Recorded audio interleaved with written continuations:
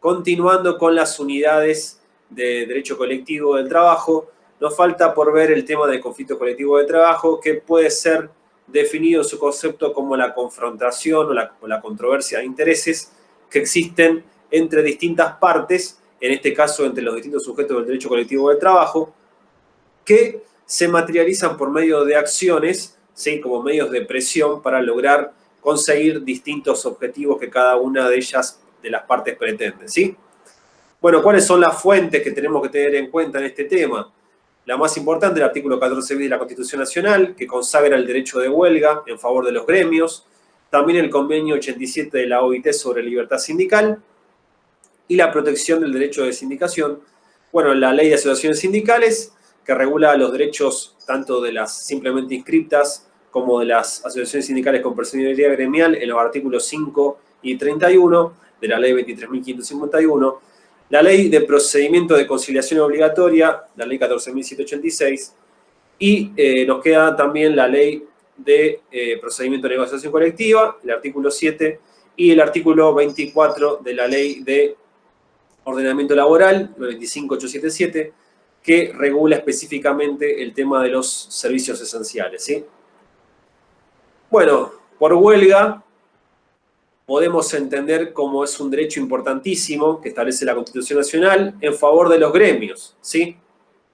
Como concepto podemos decir que es la abstención colectiva y concertada de la prestación laboral con carácter temporal y abandono del lugar de tareas, como forma de presión sobre la voluntad del empleador con el propósito de conseguir un beneficio, ya sea mediante la sanción de una nueva ley o una nueva normativa o la reforma de una vigente, o bien forzando o presionando al empleador a cumplir con una norma que se encuentra vigente actualmente y que el empleador está violando, incumpliendo. En este tema es importante el fallo del año 2016 de la Corte Suprema de Justicia de la Nación, el fallo Orellano Francisco Daniel contra Correo Oficial de la República Argentina, Sociedad Anónima, sobre juicio sumarísimo. En este caso, en el caso fáctico, el empleador, el Correo Oficial de la República Argentina, Sociedad Anónima, había despedido a un dependiente por haber organizado y ejercido una huelga, y el empleador sostenía que el despido estaba justificado porque la huelga no había sido respaldada por el sindicato que representaba a los trabajadores, sino por un trabajador, había sido organizado por un trabajador individual, ¿sí?, que no estaba organizado sindicalmente. En este caso, el trabajador, en primera y segunda instancia, obtuvo fallos favorables, en donde reclamó la reinstalación en su puesto de trabajo, y el caso llega a la Corte Suprema de Justicia de la Nación a través del recurso extraordinario, y en este caso, al llegar al conocimiento de la Corte interpreta la titularidad del derecho de huelga, ¿sí? Bueno, en primer lugar, la Corte resuelve que no son legítimas las medidas de fuerza, ya sean huelgas u otras medidas de acción directa, promovidas por grupos informales, ¿sí?, ya que el artículo 14 bis de la Constitución Nacional y las normas internacionales solamente le reconocen este derecho del ejercicio de huelga a los sindicatos, es decir, a las organizaciones formales de trabajadores. Lo que sostiene la Corte es que el derecho de huelga ha sido concedido a los gremios en el artículo 14 bis, pero igualmente se les impone un requisito, que es el de inscribirse en un registro especial que lleva el Ministerio de Trabajo, y mediante este registro se controla que el sindicato que se forma por primera vez como asociación sindical simplemente inscripta cumpla con todos los requisitos legales y estatutarios correspondientes, ¿sí?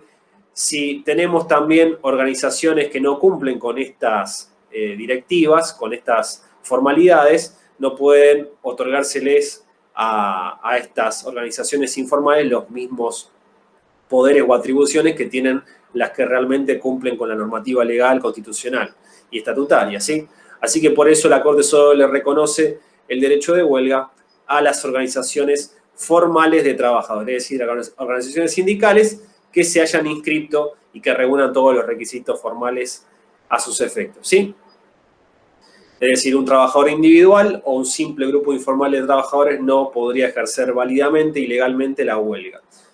Y en lo que tiene que ver con la representatividad, es decir, con el grado de representatividad, la Corte sostiene que el derecho de adoptar medida de acción directa no solo corresponde a los sindicatos con personería gremial, sino también a las asociaciones sindicales simplemente inscritas. Es decir, los sindicatos no pueden ser discriminados por su grado de representatividad, ¿sí?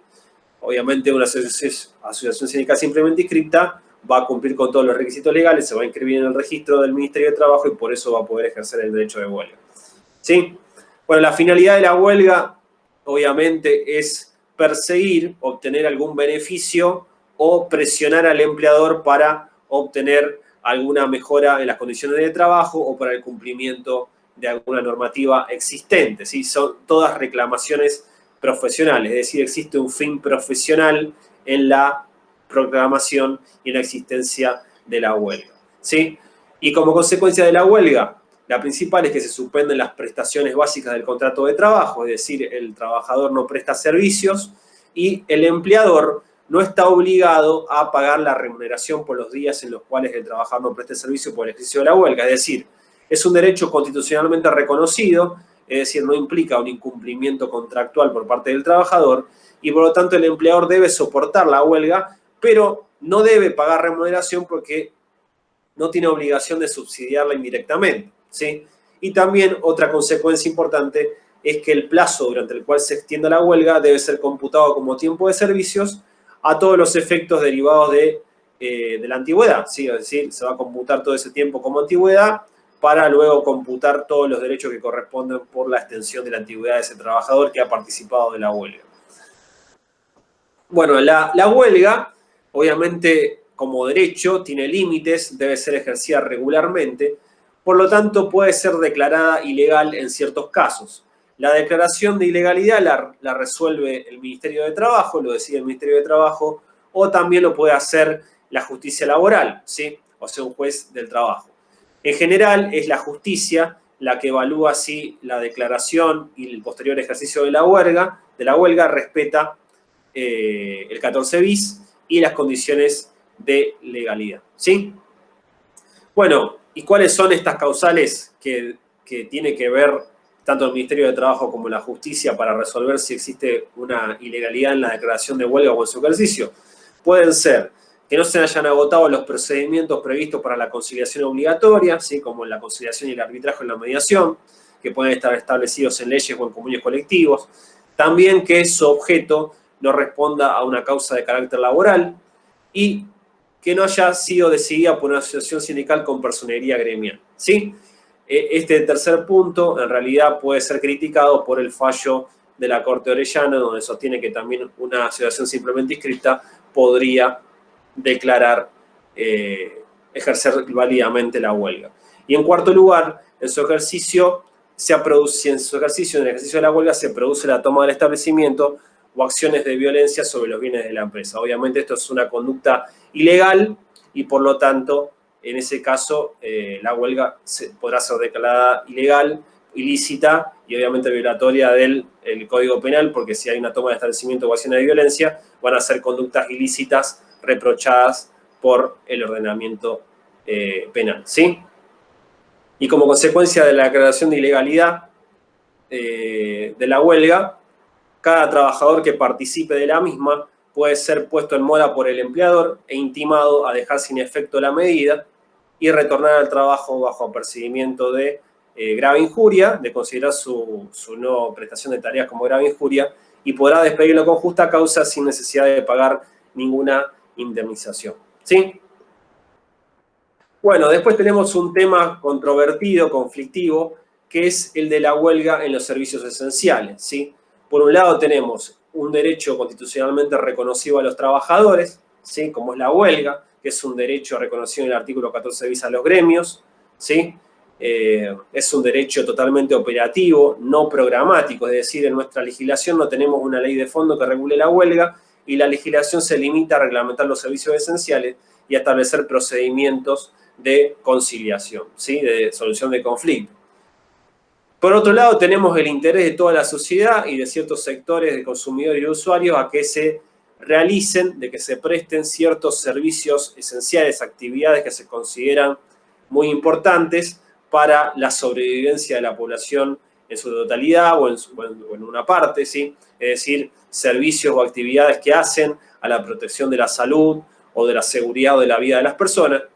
Y en caso de que se manifieste una huelga de un sector trabajador que preste servicios en una actividad esencial o considerada muy importante por la sociedad, en ese caso esta cuestión es conflictiva, porque por un lado está el interés de los usuarios o consumidores y de la población en su totalidad o en una gran parte, y por otro lado está el derecho de los trabajadores que está reconocido constitucionalmente, ¿sí? Así que este tema está regulado en el artículo 24 de la Ley de Ordenamiento Laboral, 25877, y también en el decreto 272 del 2006 que reglamenta esta normativa, ¿sí?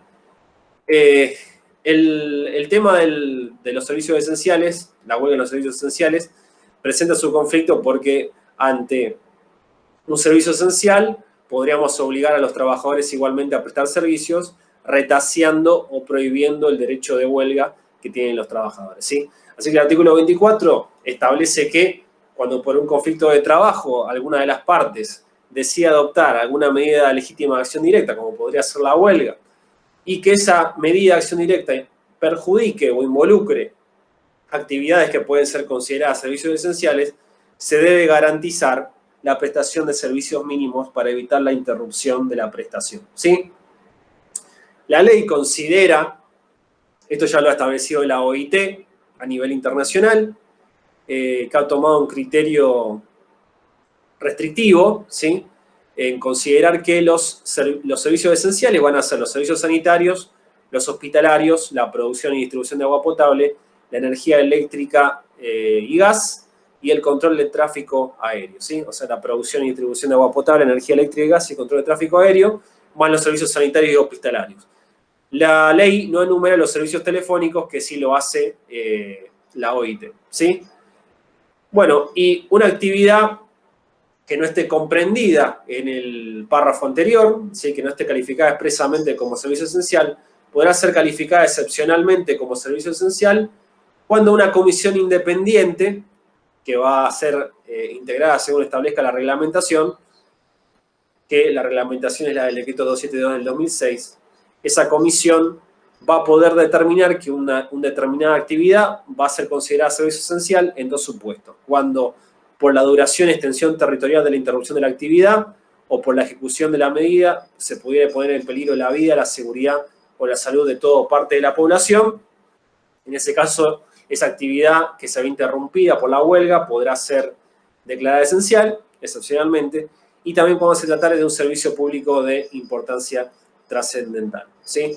Bueno, el decreto 272 de 2006 reglamenta el artículo 24 con respecto a la huelga en los servicios esenciales, ¿sí? Y también crea esta comisión de garantía que va a ser la encargada de calificar excepcionalmente a una actividad como servicio esencial, ¿sí? Bueno, el decreto establece el procedimiento que se debe seguir ante la realización de una huelga frente a un servicio esencial, ¿sí? Frente a la prestación de un servicio esencial. En ese caso, antes de recurrir a una medida de acción directa, el artículo 7 del decreto reglamentario establece que las partes deben comunicar esta necesidad de adoptar la huelga ante la autoridad de aplicación, que es el Ministerio de Trabajo, y deben transitar el procedimiento de conciliación obligatoria previsto en la Ley 14.786. Vencido el plazo de 15 días, que puede ser prorrogable por otros 10, que dura este procedimiento de conciliación obligatoria, sin que las partes lleguen a ningún acuerdo, es decir, sin que ya haya un avenimiento entre las partes, la parte que propusiera ejercer medida de acción directa que involucren estos servicios esenciales deberá preavisar a la otra, ¿sí? Y a la autoridad de aplicación en forma fehaciente y con 5 días de anticipación a la fecha en que ejerza la medida de acción directa, ¿sí? Dentro del día siguiente, al efectuar la comunicación, las partes deben acordar frente al Ministerio de Trabajo los servicios mínimos que se prestarán durante el conflicto, cómo se va a ejecutar ese servicio mínimo y el personal que se asignará a la prestación de estos servicios. Es decir, el porcentaje o la cantidad de trabajadores que van a prestar servicios durante la manifestación del conflicto, ¿sí? Durante el ejercicio de la medida de acción directa, ¿sí? Y el artículo 14 del decreto establece que el incumplimiento por las partes de estos procedimientos conciliatorios, ya sea establecidos en la ley o en el decreto reglamentario o el incumplimiento de resoluciones del Ministerio o de la Comisión de Garantías, va a dar lugar a la aplicación de sanciones establecidas en la ley conciliación obligatoria, de asociaciones sindicales y del Pacto Federal del Trabajo, ¿sí? Y la falta de cumplimiento del deber de trabajar por las personas obligadas, es decir, por los trabajadores que sean elegidos para prestar tareas durante la manifestación de la mediación directa, es decir, la prestación de servicios mínimos. Si estos trabajadores no lo prestan, si incumplen el acuerdo, van a ser responsables según las disposiciones legales, estatutarias o convencionales que resultaren aplicables, ¿sí? En el caso de los trabajadores, podrán ser puestos en mora, podrán ser sancionados, podrán no pagarse la remuneración, podrán ser despedidos con justa causa. En el caso de las asociaciones sindicales que incumplan el acuerdo, van a poder ser sancionadas con la cancelación o la suspensión de la personería gremial, ¿sí? Y también puede intervenirse a la asociación sindical por el Ministerio de Trabajo, ¿sí? Y el caso de las empresas o organismos que tengan a su cargo la prestación de estos servicios esenciales, en este caso servicios mínimos durante el ejercicio de la huelga de los trabajadores, van a poder ser pasibles de sanciones establecidas en el Pacto Federal del Trabajo, que en general son sanciones económicas y en caso de reincidencia, la clausura del establecimiento, ¿sí? Bueno, también tenemos otras medidas de acción directa que son distintas a la huelga, ¿sí? Se parecen, pero tienen características que difieren de la huelga. Por un lado tenemos el lockout o cierre patronal, que esta es una medida de acción directa que ejerce la patronal, es decir, el empleador. En este caso, el empleador produce el cierre de las puertas del establecimiento para evitar el ingreso de los trabajadores, ¿sí? Y tenemos distintos lockouts. Tenemos un lockout o cierre patronal ofensivo, ¿sí? Que es para imponer determinadas condiciones de trabajo. Y después tenemos el lockout defensivo, que es el cierre que realiza el empleador del establecimiento frente a una huelga realizada por los trabajadores, ¿sí? Luego tenemos el piquete, que ejercido pacíficamente implica el apostamiento pacífico de los trabajadores en los lugares adyacentes al establecimiento, que pueden ser en los lugares de salida o en los accesos de la empresa, del establecimiento, y se realiza para dar a conocimiento de otros trabajadores que no estén adheridos a la huelga, que no estén participando, para que se adhieran, ¿sí? Obviamente, practicado pacíficamente es una medida totalmente lícita, pero cuando se producen situaciones de violencia sobre los bienes de la empresa y se impide el libre tránsito de trabajadores, de clientes o proveedores, en ese caso implica el ejercicio de una huelga totalmente reprochable desde el punto de vista penal, ¿sí? El paro es similar a la huelga, se denomina huelga de brazos caídos, pero presenta diferencias que difieren de la huelga propiamente dicha. El paro es una interrupción por tiempo determinado de la prestación de tareas, porque la huelga en realidad es una interrupción por tiempo indeterminado hasta que se solucione el conflicto. En cambio, el paro tiene una duración determinada de tiempo, ¿sí? Es por tiempo determinado. Y los trabajadores, a pesar de que no prestan servicios en la empresa, permanecen en su lugar de trabajo, a diferencia de la huelga, en donde los trabajadores se abstienen de presentarse en su lugar de trabajo, ¿sí? Y el sabotaje es un hecho totalmente ilícito que es reprochable desde el punto de vista penal porque implica una destrucción de las materias primas, de los medios de trabajo, de los instrumentos de trabajo, de los edificios que conforman la infraestructura del establecimiento del empleador, ¿sí? De la empresa. Así que es un delito penal totalmente reprochable, ¿sí? Son medidas de depredación que toman los trabajadores contra los bienes de la empresa. Las listas negras también es una conducta ilícita contraria al deber de lealtad, ¿sí? Que debe regir, y a la buena fe que debe regir dentro del desarrollo del contrato de trabajo, de la relación laboral, en donde, por ejemplo, tenemos las listas negras elaboradas por los trabajadores, en donde se colocan y se enumeran distintos establecimientos o empresarios con los cuales no se deben mantener relaciones contractuales, ya sea laborales o comerciales.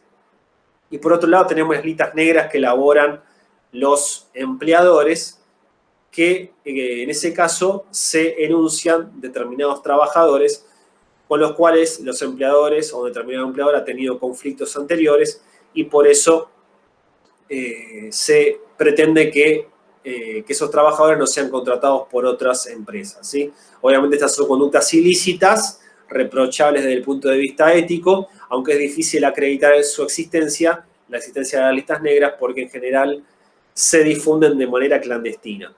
Y por último tenemos el trabajo a reglamento, trabajo a desgano, en donde el trabajador sigue prestando servicios, pero disminuye el ritmo normal de la tarea, ¿sí? Cumpliendo las mínimas disposiciones del reglamento de la empresa, a los fines de que no se le impute abandono de servicios, pero en realidad hay una violación al deber de buena fe y al deber de comportarse como un buen trabajador, porque se disminuye totalmente el ritmo de producción, ¿sí? Obviamente este es un medio de presión contra el empresario para obtener algún tipo de beneficio. Y por último tenemos la conciliación obligatoria, el procedimiento de conciliación obligatoria que está regulado en la ley 14.786, ¿sí? Lo que pretende la normativa es que antes del ejercicio de una medida de acción directa, como los que vimos hasta ahora, o el ejercicio de una huelga, las partes deben transitar previamente por este procedimiento de conciliación obligatoria. Ante la existencia de un conflicto colectivo de trabajo, las partes deben comunicarlo al Ministerio de Trabajo para que instrumente el procedimiento de conciliación obligatoria. El Ministerio de Trabajo, sin pedido de parte, podría actuar de oficio cuando el conflicto sea realmente grave, de dimensiones importantes, y obliga a las partes a retrotraer la situación al día anterior al inicio del conflicto, ¿sí? El Ministerio de Trabajo tiene amplias facultades para realizar todo tipo de audiencias para llegar a un acuerdo, ¿sí? Una vez que se realizan las audiencias de conciliación y no se produce el avenimiento de las partes, es decir, no se ponen de acuerdo, el Ministerio de Trabajo ofrece una fórmula conciliatoria. Las partes pueden aceptarla o no. En ese caso, ante la no aceptación de la fórmula conciliatoria, ante su fracaso, se invita a las partes a someter la cuestión al arbitraje, ¿sí? El arbitraje es la intervención de un tercero, ¿sí? Elegido por las partes, que va a resolver la cuestión con una sentencia arbitral, un laudo arbitral que va a tener fuerza de convenio colectivo de trabajo. Si las partes rechazan igualmente el arbitraje, se debe publicar por el Ministerio de Trabajo un informe en donde, para la opinión pública, en donde se dé cuenta, ¿sí? Se informe a la población, a la opinión pública, cuáles han sido un resumen de la negociación, cuál ha sido la fórmula conciliatoria propuesta y cuáles han sido las partes que la han rechazado, la han aceptado, etc., ¿sí? Todo esto a los fines de rendir cuentas frente a la población y también dando noticia de las posibles consecuencias negativas que se van a producir por el ejercicio de una medida de acción directa, ¿sí? Bueno, en caso de que se acepte el ofrecimiento conciliatorio, se suscribe un compromiso arbitral en donde se nombra el árbitro que va a intervenir, los puntos que van a decidir, ¿sí? Si las partes han ofrecido o no prueba y en su caso el término de la producción, ¿sí? Y la sentencia arbitral se debe dictar en el término de 10 días hábiles prorrogables. Bueno, con la sentencia arbitral que tiene fuerza de convenio colectivo, las partes deberían cumplir con esa sentencia arbitral y en caso contrario, si alguna parte incumple, podrá ejecutarse a nivel judicial, ¿sí? Y durante el periodo de conciliación no se pueden realizar ningún tipo de medida de acción directa. Recién cuando finalice, con el fracaso de la conciliación obligatoria, las partes están habilitadas para ejercer las medidas de presión que consideren adecuadas, ¿sí? Bueno, con esto finalizamos con la clase correspondiente a la unidad de Derecho Colectivo del Trabajo y en la próxima clase empezaremos a desarrollar la unidad número 13 de Derecho de la Seguridad Social, que es una unidad bastante amplia y que veremos en detalle. Así que muchas gracias, cualquier consulta me están avisando y se comunican conmigo.